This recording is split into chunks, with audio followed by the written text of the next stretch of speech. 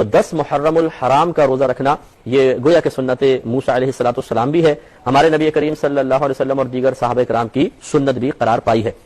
اور اس کے ساتھ ساتھ 9 کا یا 11 کا روزہ بھی ملا لیں تاکہ کسی غیر قوم سے مشابہت بھی نہ ہو جائے۔ اور اس روزے کے بارے میں رحمت کونین صلی اللہ علیہ وسلم کا فرمان ملتا ہے کہ جس نے 10 محرم الحرام کا روزہ رکھا تو یہ اس کے سابقہ 1 سال کے گناہوں کا کفارہ بن جائے گا۔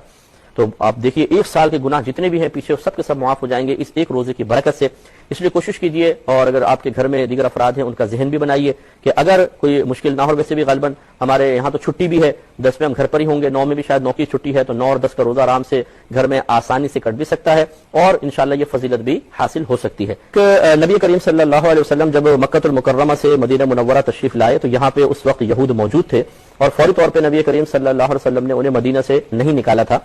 تو آپ نے یہاں کے یہود کو ملاحظہ فرمایا کہ وہ 10 محرم الحرام کا روزہ رکھتے ہیں، یوم عاشورہ جو ہوتا ہے اس کا روزہ رکھتے تھے۔ تو آپ نے دریافت فرمایا کہ تم اتنے اہتمام کے ساتھ یہ روزہ کیوں رکھتے ہو؟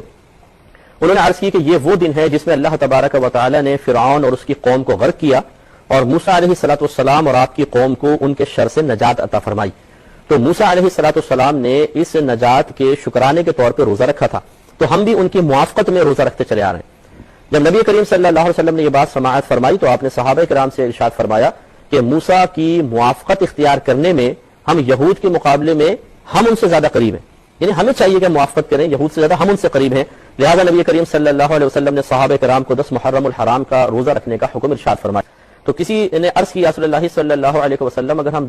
فقط 10 کا روزہ رکھیں گے تو کیا یہ یہود سے مشابہت نہیں ہو جائے گی؟ تو نبی کریم صلی اللہ علیہ وسلم نے ارشاد فرمایا اچھا تو پھر